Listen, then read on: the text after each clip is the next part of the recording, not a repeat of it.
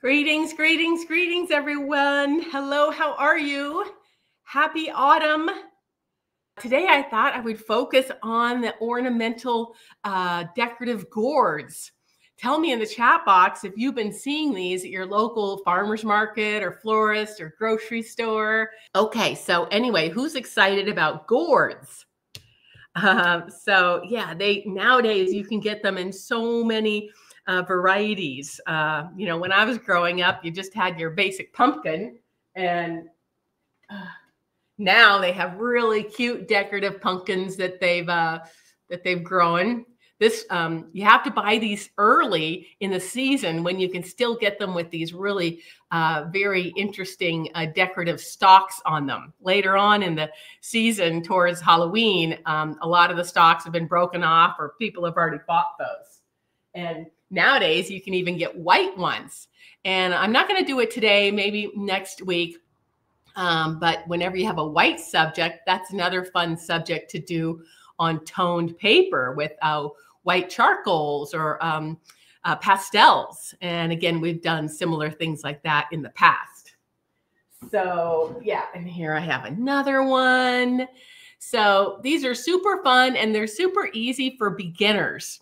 I don't know if any of you guys are beginning drawing or painters, even if you're not.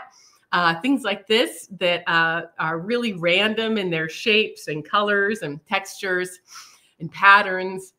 They make pretty fun subjects because you really can't go wrong, right?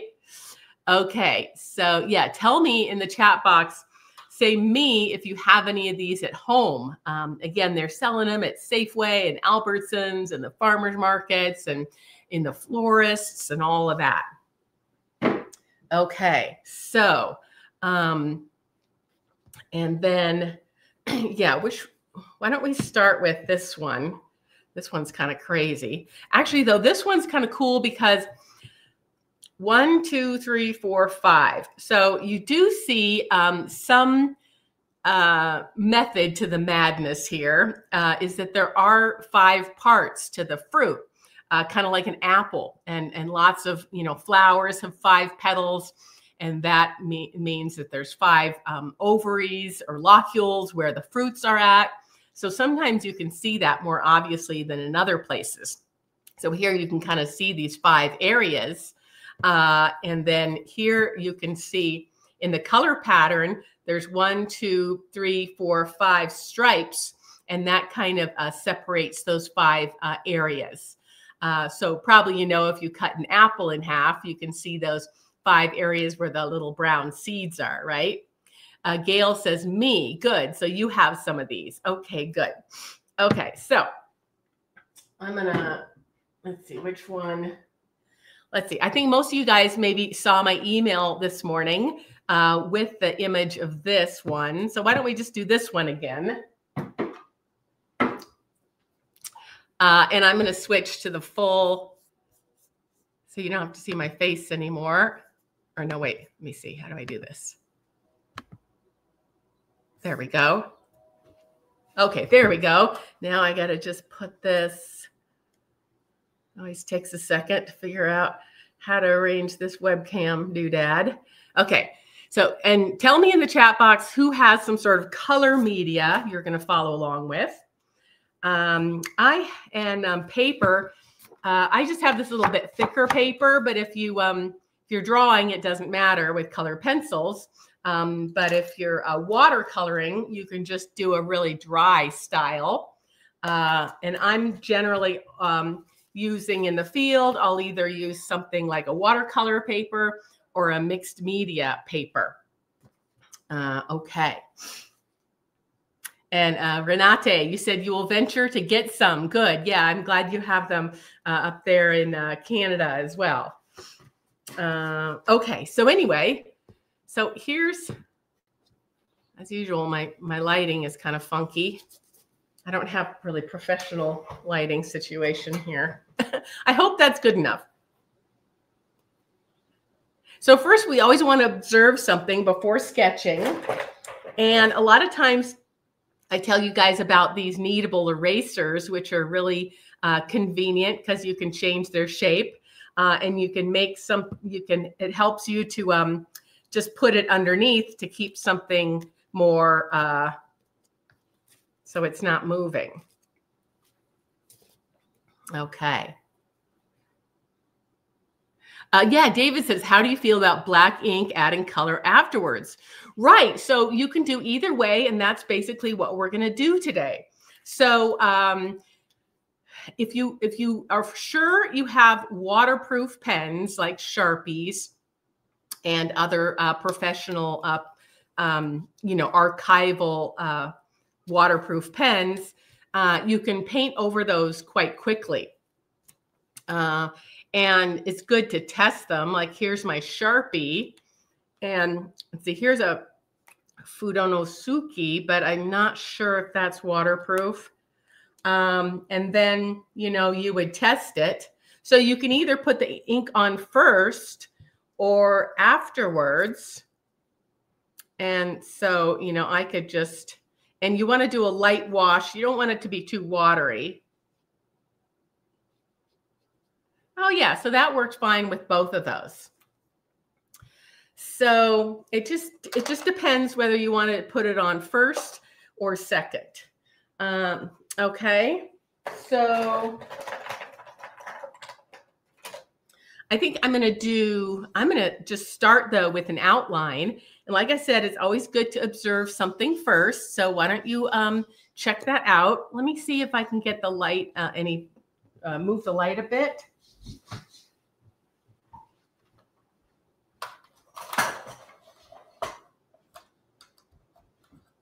You just keep observing.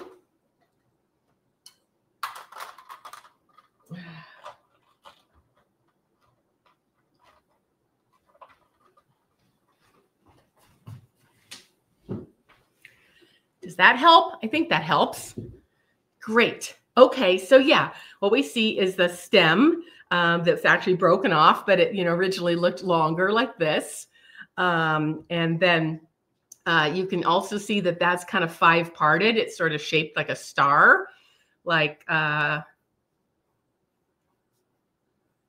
of like that with the broken stem there. So again, that's indicating that we have a 5-parted, 5 sepals and 5 petals and 5 areas where the seeds would be. Because this is technically a fruit. A lot of people think, call things like squash and zucchini vegetables, but any part of a plant that has the seeds inside is a fruit.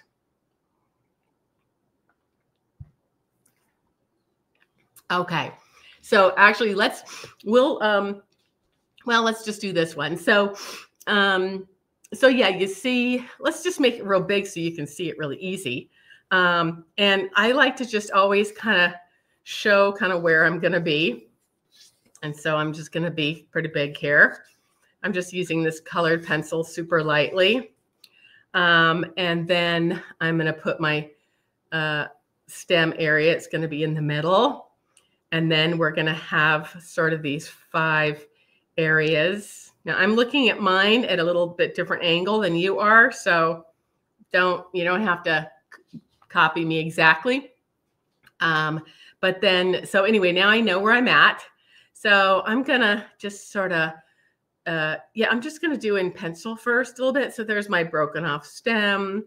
1, 2, 3, 4, 5. And the broken off stem goes like this. And we've kind of got these designs here. But we're going to keep this really light and loose and bold. Okay. And then the fun part is all of these bumps. And so I like to just go around the edge almost. Let me see. Well, what you see first is each of these 5 areas kind of has 2 bumps, sort of, that is more areas where the seeds are. So we kind of divided our 5 bumps. We don't need to get too scientific about this, but anyway, it's kind of like 2 bumps and then 2 bumps, 2 bumps, kind of like that. I hope you can see my drawing, but you don't have to follow along exactly. You do do whatever you want. So now I kind of have my outline. Then I'm going to start with those fun bumps and, you know, just first, again, noticing them. You don't have to be exact because, again, these are ornamental gourds and these are kind of genetic anomalies that they've added that are kind of like warts. And so just notice, you know, they're different sizes and shapes. Some of them are, you know, smaller, some are larger, some are kind of in a row.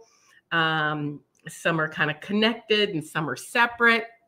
So, you know, just have fun with it. And so I'm going to try to draw by looking at the one you see. Because if I look at mine and you try to copy me, you're not going to be able to do it very well. But I think I'm just gonna have fun with this and just, you know, kind of get just some little things here. And then, you know, I'm gonna, again, whatever you see, and some, you know, are on the edge and some are kind of over the edge. Some are sort of separate. Some are touching. They tend to be sort of in rows, right? And when I'm done with this, I'm going to outline this in ink and then I'm going to watercolor it. And again, we're just doing kind of really casual, fun, bold, kind of graphic look. So yeah, some of them kind of overlap that original outline I made. So, you know, this is not obviously a botanical illustration. We're just having fun here. And again, like I said, these kind of things are so fun for beginners, whether you haven't sketched much or haven't painted much, because really there's no right or wrong way to do it. They just kind of have these fun little warts, like a witch's wart on her chin. Okay, how we doing? Can I have a little hello in the chat? So I think now I'm going to use my big and bold Tombow. This is my Tombow Fudenosuke. I don't think it's technically waterproof, but it's funny that it didn't smear. It says water-based pigment ink, so I don't know. I mean, it did okay, didn't it? See, if you put the paint over it right away, of course, it's going to smear. You can also use another fun thing. Maybe I'll use this instead. This is an archival Faber-Castell Pitt Artist pen, and it says archival waterproof on it. So that's something you could do. Maybe I'll use that. Kat says, fun, wonderful. Okay, so then, yeah, so at this point, you could either do your watercolor first or your inking first. But I'm going to just do my inking so that, you know, you can kind of see better, because I'm not sure how well you can see. And yeah, no, this isn't as big and graphic as that other pen. So I'm just going to go around again, just real casual and fun. I do have, you know, whole courses on drawing plants and watercolors, detailed stuff, but, you know, these community free events were just kind of casual and fun because I never know who's coming to see these and what kind of experience they have. So we're not focusing so much, you know, on technical prowess as just kind of having a little bit of right-brained fun here.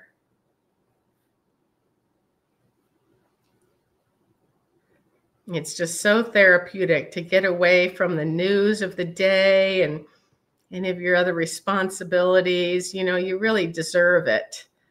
And so many times, you know, a lot of my audience are women, and women particularly seem to tend to give too much of themselves away and work too hard.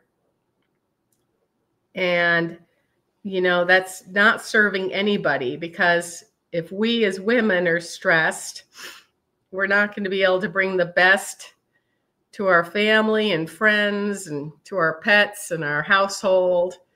And people really like to see you taking care of yourself.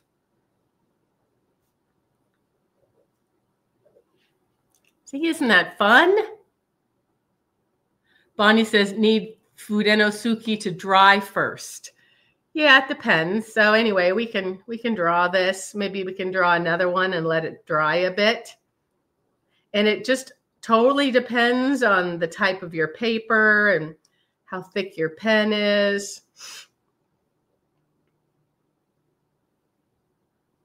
So yeah, doing these playful things, therapeutic.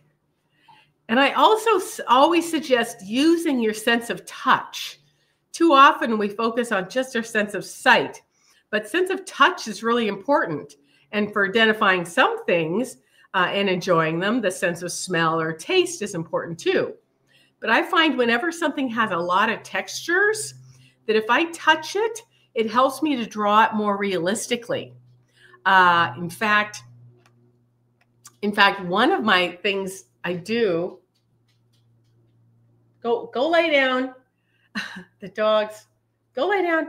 One of the fun things I do to encourage people to really use their sense of touch is to put an object in a paper bag and draw it by feel only. And in fact, you can have a friend put an unknown object in a paper bag, and you put your hand in the paper bag and feel it and draw it by feel only. What do you think of that? Okay. So anyway, how are we doing with our outline?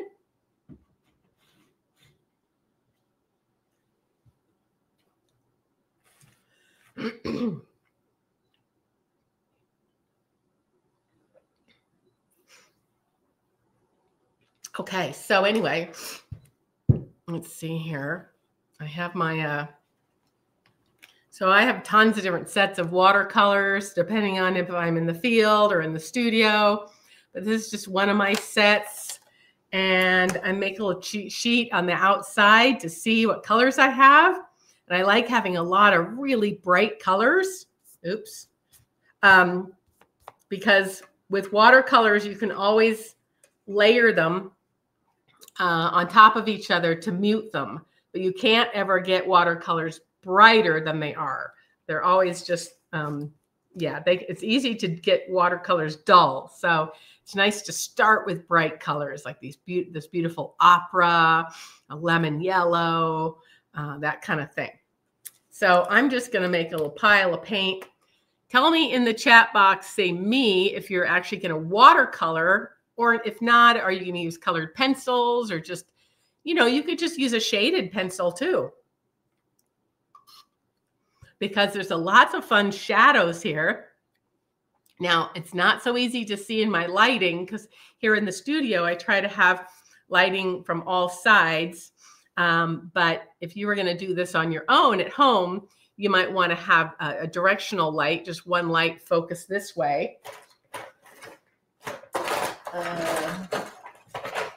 And if you know me, I usually have my little sun icon there to help me and to help you. So yeah, Gail and Cindy and Kat are doing watercolors. Wonderful. So, oops, I forgot this last one. So I'm just going to mix up a pile of watercolors. I should probably be using a bigger brush. I'm just using my field brushes here. I really should use a bigger brush for this. Oh, well. So I'm just going to make a pile of paint here. And I'm going to, again, I'm just going to make this bold and colorful and fun, almost like it's just like I'm one of those artists who works at the grocery store painting fun signs for the produce. So I'm just going to start. I just like to start really pretty bold. And again, you can always dull things out. So I'm just making this bold orange. Renate is watercolor and Sharpie here. Great. Joey says you've drawn by feel once or twice. It's surprising how much you can discern just by feel. Yeah, I think I have somewhere on my YouTube channel, I think I posted a few years ago that. So I'm just going to coat this whole thing. And I need to get a lot more paint here because I got this small brush. Usually you want to have a brush that's big enough so that you don't have to do a lot of this kind of scratching all over the place. But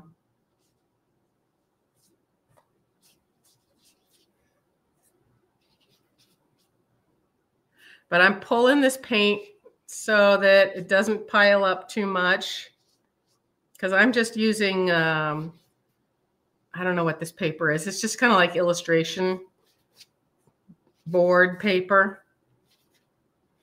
Yeah, and I even covered my stem because the greenish brown stem has a bunch of yellow in it. So a lot of my techniques I use are techniques because I primarily sketch in the field. So like if I was at a farmer's market or one of those, you know, you pick your own pumpkin patches and I was sketching, you know, I would just do these really quick ways and not get too fussy. Even though, you know, I work as a scientific illustrator, that's my freelance gig, and I do a lot of that kind of thing. But that's very different than these fun, loose things. Okay, isn't that fun? And so if you're at home in the studio, sometimes if you're in a hurry, you can take a hair blow dryer and dry if you want to get go into the next set layer. Or if you want kind of a wet on wet look, you can just keep going. But we also see that there's these darker orange lines. Again, there's 5 of them that kind of demarcate those locules inside that have the seeds. And also at this point, you know, for fun, again, wet and wet, I might just make some oranger color and maybe even put some of my opera pink in there because I just love that bright opera pink. And, you know, I might drop some of that in here and there for fun. And I think I'm just going to do it on the main part. I want to differentiate those warts, which I think they look a little bit lighter, I don't know, or duller, but they're definitely not as bright orange. So yeah, I'm just going to drop in some more of that and just kind of vary it here and there. I might add a little bit more of this fun opera pink here and there. But again, I'm pretending I'm just doing something really casual and fun as if I'm one of those sign painters at the organic grocery store, like the one I go to. I really should ask them if they need any help. That would be fun. So see, I'm just doing what they call the wet and wet technique, just adding a little bit more, dropping more in. And that looks fun. Yeah, I really love that opera pink. I might add some more of that here and there. So yeah, where are those orange? Where are those orange lines? We got to get those in. So those are kind of equally spaced. So sometimes maybe now if I go in too quickly, they'll bleed too much and they won't look like a line. So I might want to wait a bit. Maybe I could do something with my stem. So immediately we might want to say, oh, a stem. Stem is green. And here's a longer stem here. It's kind of a dull bluish green. Where could I put that? There's kind of a stem. And so I could just mix up a green. And there's a million ways to do that. I'm actually going to use some of that, my pile of orange. And I might dull it out with a dull brown, make it a little less cartoony. And this broken off part is definitely lighter than the rest. Let me see what happens when I put that in.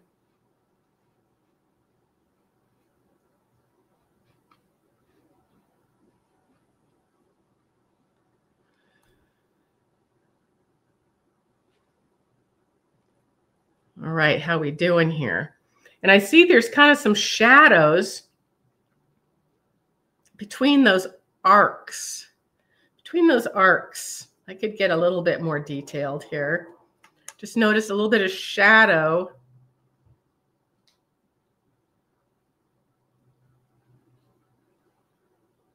Casual shadows there. I don't know if you can see that. How are we guys doing here? What else? Okay, so yeah, we might try to put that orange and oh, let's see, I made a mess. I've muddied it. I'm gonna make a new pile.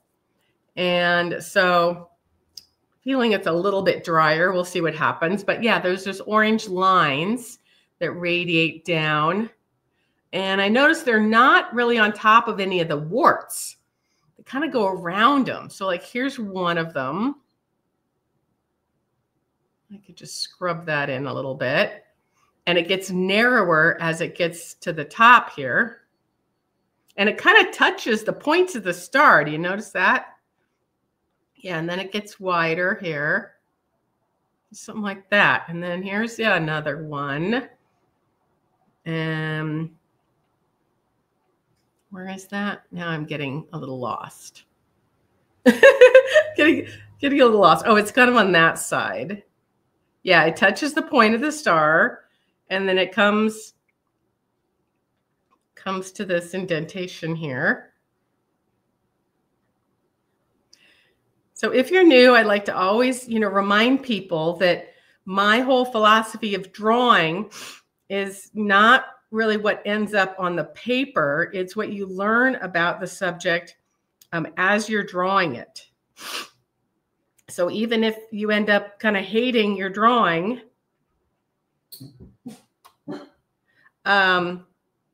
you've still not only had a fun time just getting into your right brain drawing, but you've also maybe learned something about the structure. I do see a little bit of orange over here. Not too much. It doesn't go all the way.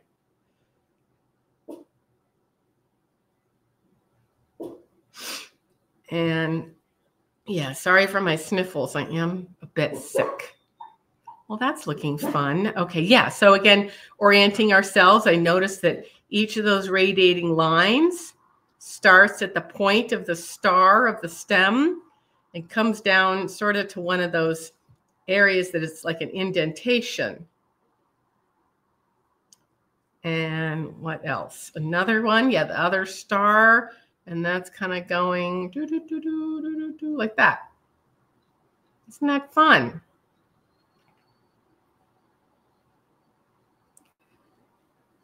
Tell me in the chat box how we're doing. Oh, I'm making mud. It's easy to get too muddy. You can't see me, but I'm over here, doing all my stuff, but this isn't necessarily supposed to be a paint by numbers. You do your thing. I'm just going to add some more. Getting this a little bit more orange.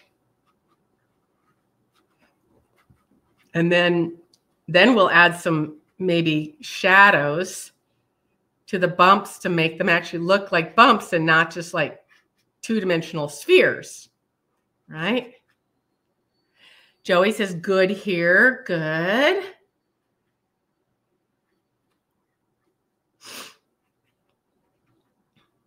And then lastly, maybe we'll put a cast shadow in.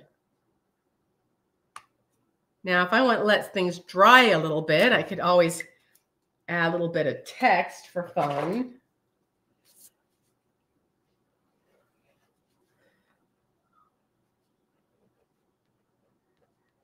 I usually add text as sort of an afterthought.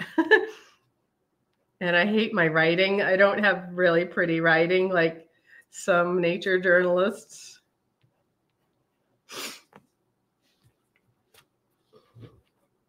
You know, so I might just put my signature here. What day is it? Oh yeah, it's the day before autumn starts.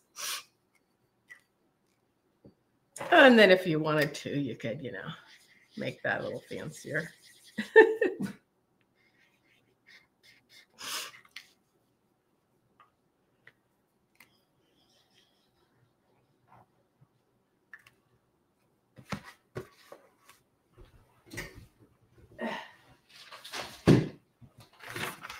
And yeah, speaking of nature journalers, you know, if you're one of my folks in my nature notebook club, you know that the other day we went over this nature journal page recipe, which I think a lot of you have gotten links to download this for free in the past. So, you know, you could add some other fun things if you want in terms of words or numbers or whatever. This is starting to look fun.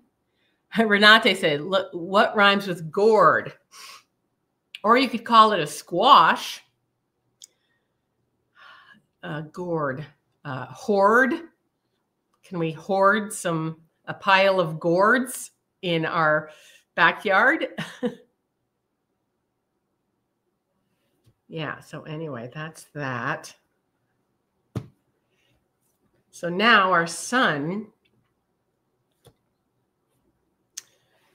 So yeah, so now I think the more fun part is to start giving it a little bit more 3 dimensions, knowing where our sun is coming from the upper left.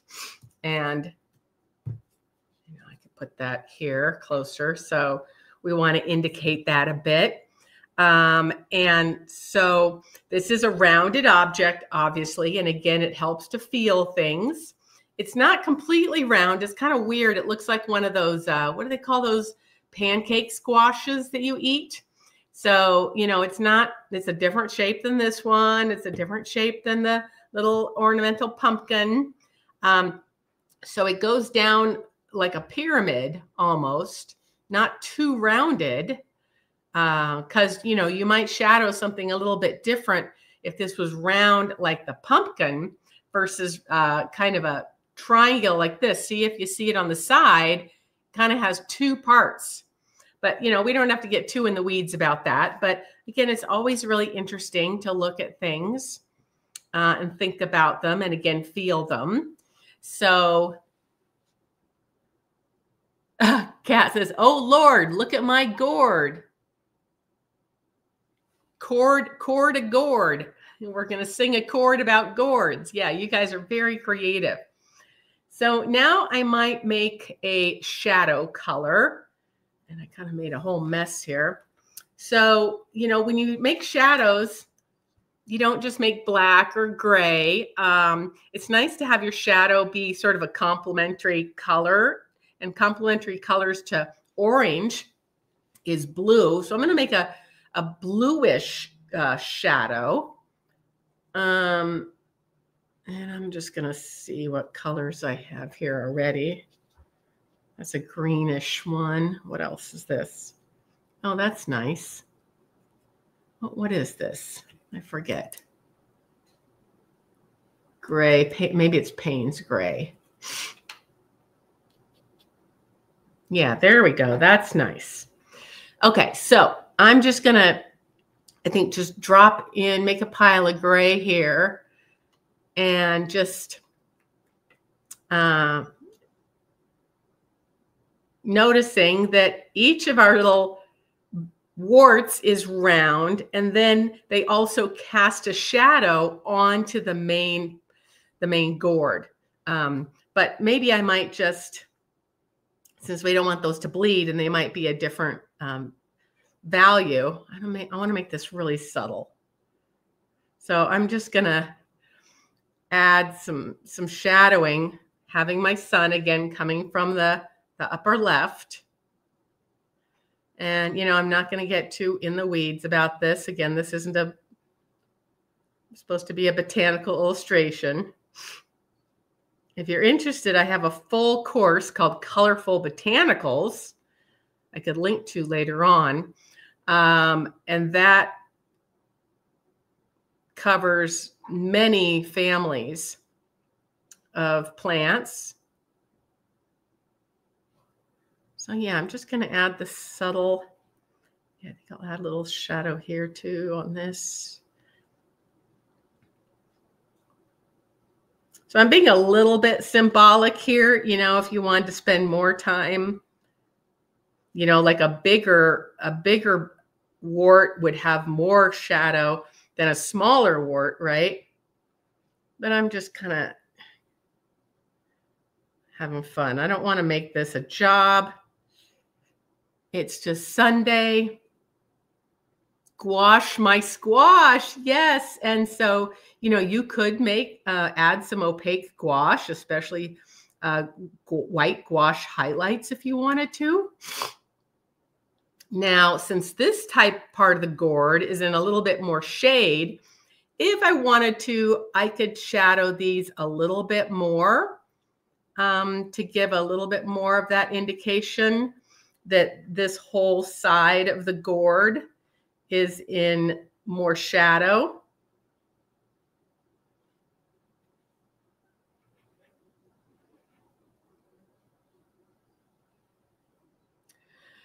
Can you guys see that at all, that I've added those shadows? I wish I could afford better lights or figure out how to do more professional lights like the professional artists on TV do. But anyway, I'm going to take that same Payne's gray I made, and I'm going to make it a little darker and a little bit thinner. So like here, see, I just like to practice here on this other page. And I'm going to go back. Gibbs, do you want to go out? I'm going to let you guys catch up a minute. I'm going to let the dogs out. Who let the dogs out? Who, who. Okay, Gibbs. Here you go. Why don't you all go out? Come on, come on. I'll go out. Come on, come on. Come on, come on, come on. Come on. Come on.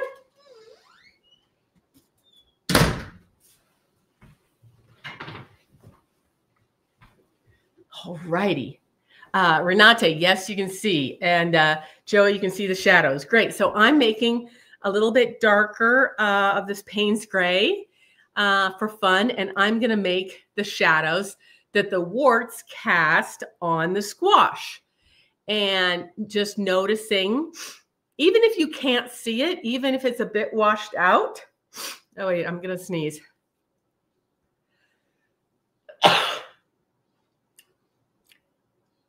That if you understand how light falls on three-dimensional form, and this takes practice, even if this is washed out, but you know that some of the warts are bigger than others, they would technically be casting a bigger cast shadow, right?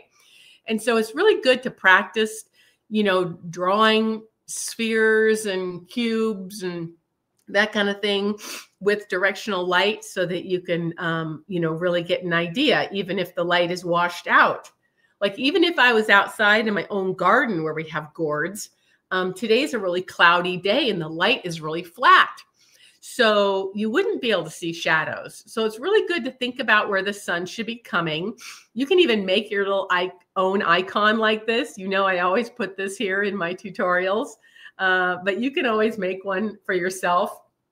Mine is getting a little faded. I should brighten up that sun a bit. I really highly recommend you make one of these. It'll just help you when you're drawing to think about where you want the sun to be coming from. Okay, so I made a pile of a little bit thicker blue. You can see me mixing it here. And I wish I had my glasses, I'm blind. I'm going to start. And again, remember that this side of the gourd is in more sunlight than this side, which is going away, you know, just like when you look at the moon, you know, the bright side or the dark side of the moon. Oh yeah, who remembers that? What was that? Anyway, so yeah, I'm gonna then put some cast shadows, again, knowing that a bigger wart would cast a bigger shadow. And that's helping also your viewer know that that's a bigger wart and that's not just an oval. And so these littler warts, I'm gonna try, I don't know where my glasses are. Oh yeah, that's looking good in this on the screen.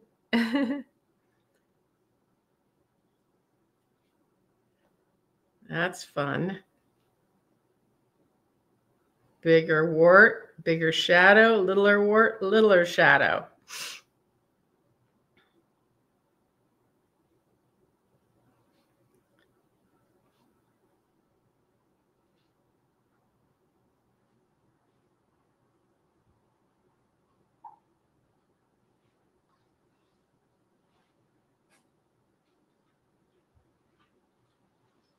And I'll shade part of the pumpkin in a minute too, but try to keep to the warts for now.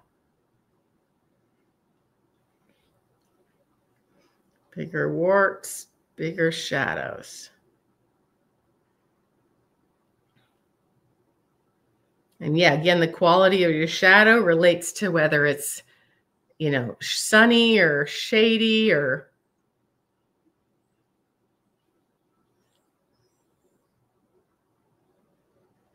Oh yeah, and I can even put some shadows a little bit more between some of my warts. Oh, isn't that looking good? That's so fun. I think I'm going to darken up these shadows in this stem thingy. And I don't know, there's some little lines there. Oh, that is so fun, isn't it? So yeah, if I wanted to, I'm afraid to messing up the whole thing, but I could indicate that this whole part is in a little bit more of a shadow by putting, now the dogs want back in. Okay, I'll let you guys catch up. Come on. Come on. You rolled in the dirt.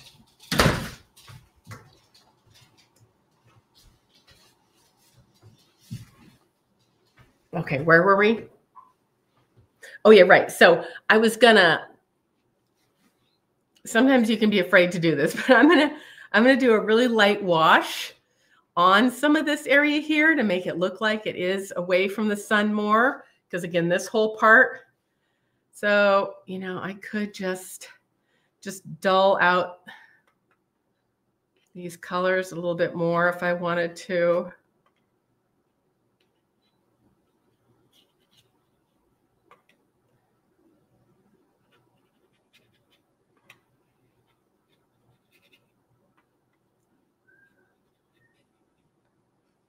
And yet, this is up to you. Does that help at all? Because like I always say, without rain, you wouldn't have rainbows. And it's kind of like when you're drawing and painting too, you want contrast. And these bright colors aren't going to be as obvious if you don't make the darker colors darker. So I might make more of a greenish orange shadow and really kind of add some more shadow down here.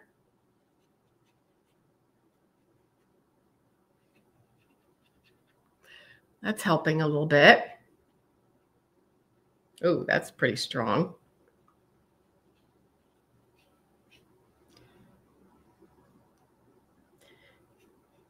See, sometimes people stop too soon and they're like, I don't like it. It's boring. It's flat. It doesn't look realistic. But you just got to keep going. You can risk going overboard as well.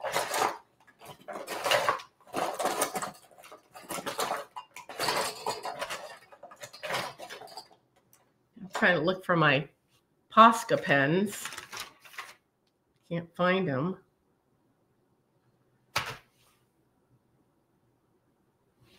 But yeah, if I just wanted to dull all these edges a little bit to make them look like they're going rounded.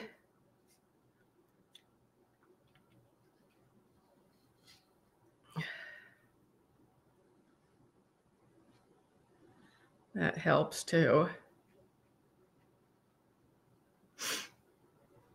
So who has any kind of white? Anybody have any white gouache or a Posca pen or some opaque white charcoal or something I can borrow? Or you can use. Look, see, that's looking more realistic. I cannot believe how many boxes of art supplies I have. I think that one's a little bit dead. Oh, that's working a little bit. So yeah, where are we at? Oh yeah, we're almost at an hour. So to really make things pop, you want to add some whites and some darks. You want to have your full range of values. And so tell me if you're keeping up or if you need a little bit of a break.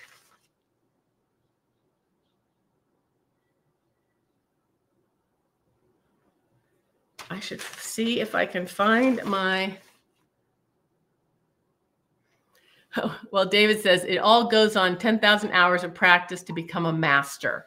Yeah, you know, I don't know. I mean, I know they say things like that. I think there was a famous TED talk about that. But, you know, it depends what you want to call mastery, too. Oh, yeah, we haven't put in our cast shadow. That'll really help to sit this down on our piece of paper. So let me see. I'm going to make a cast shadow, and that will help. Now, that cast shadow is going to be pretty bumpy.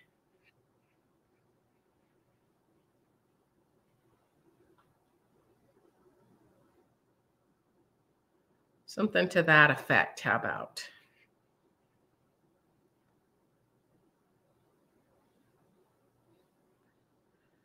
And, oh, I got a hair, probably a dog hair.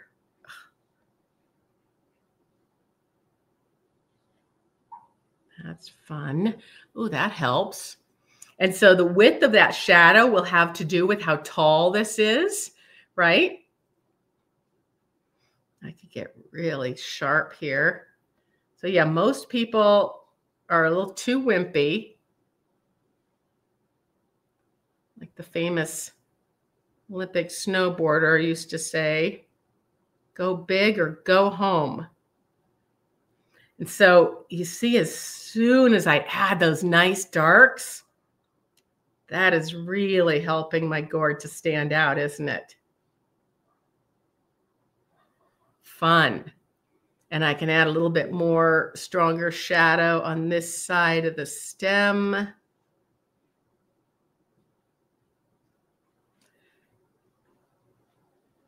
That stem itself also has a little bit of a shadow. And trying to make this broken stem stand out a bit in value. See, that's making it pop a bit.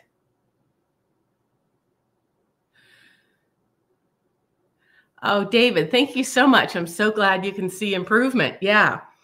And it's all, so much of it is about just taking the time to really look, right? I'm going to look for my Posca pen. Speaking of looking. Where is that thing?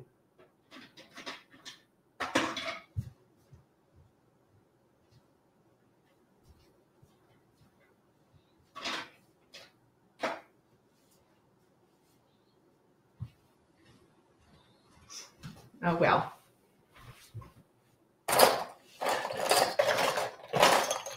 Can't find it. Well, this can do it too. This can help. Just any kind of opaque. You could use a white charcoal. Some of them are wimpier than others, or you could use this kind of thing. My Posca pen. Oh wait, here's one. So these I really like, these opaque uni Posca, but they do tend to bleed. They tend to make a big mess if you're not careful. And so those can be fun to just add a little texture. I see I should have taped down my paper because now it's wrinkling a little bit. See how I just made a big old blob? So you do have to be careful with these. It is a challenge to find opaque whites. Sometimes I use Dr. P.H. Martin's Bleed Proof White. So again, I'm going to put more highlights on this side on the bumps than this side because this side's supposed to be in shadow. So you want some contrast. Oops, see there, bled again. And there'll probably be more highlights up here on the top on these bumps than there will be down at the very edge. Yeah, that is so fun. I think I'll still add a little bit more. Ugh, there's so much hair. That's what I get for dog sitting.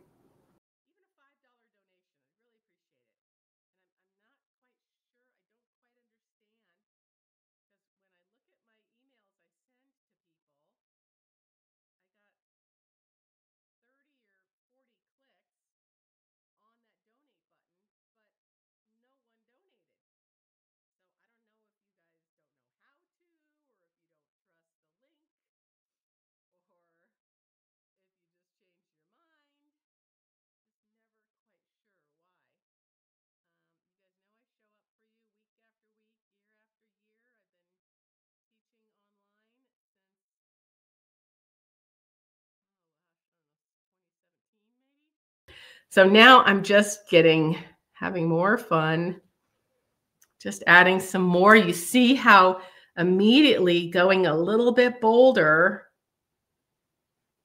because we tend to just not be bold enough.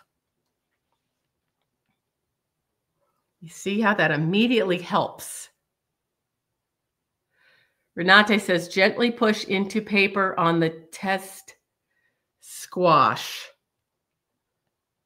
Not sure what you mean by that.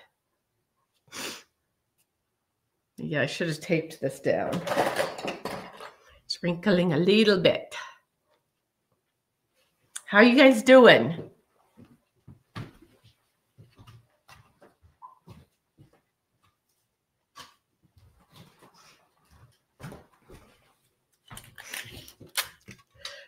So tomorrow I am going live again to celebrate World Rhino Day.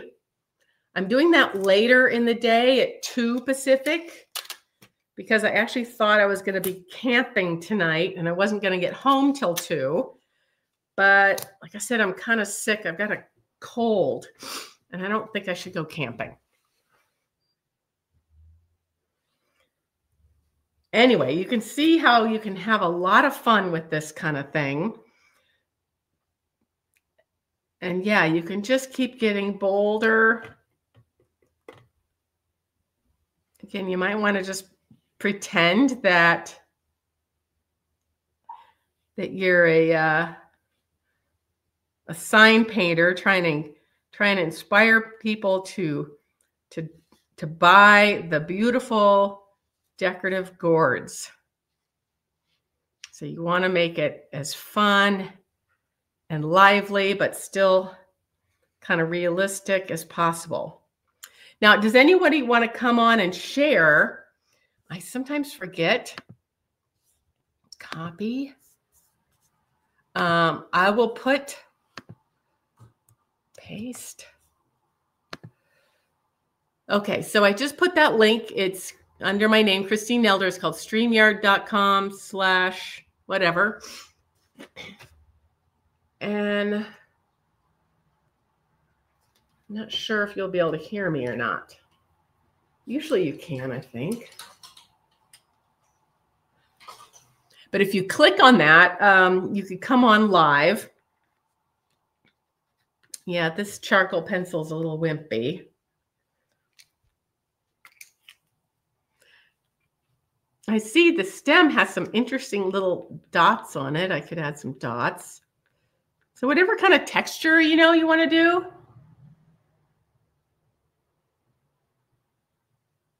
Renate said the donation increment on your page is set to 0. Huh. I don't know. I do get donations. I did get 3 donations via PayPal in the last week. So I know it works. I don't know. I think maybe you need to just type in amount you want to donate. But you're already one of my students, so you don't have to. But I appreciate anybody donating. Yeah, and then there's a link to donate by Venmo if you have that. I know I pay for a lot of stuff with Venmo. Whenever I'm selling things on Facebook Marketplace, everybody wants to pay me in Venmo. So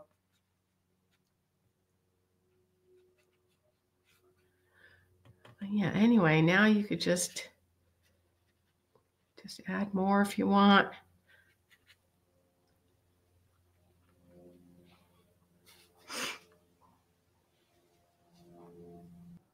Okay, so there it is.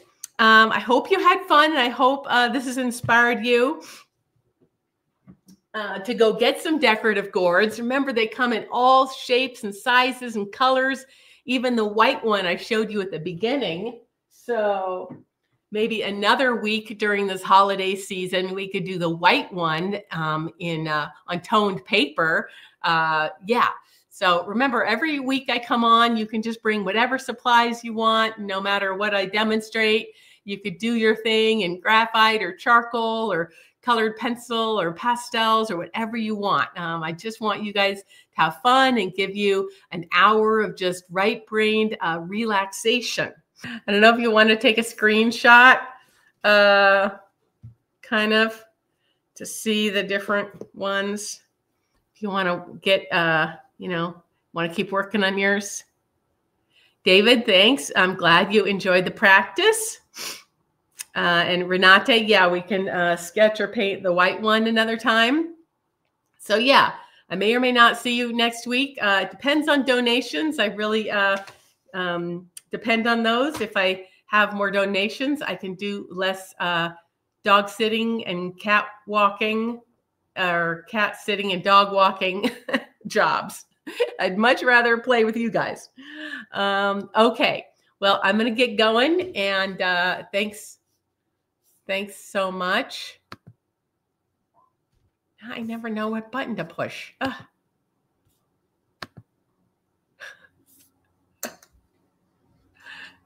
Okay.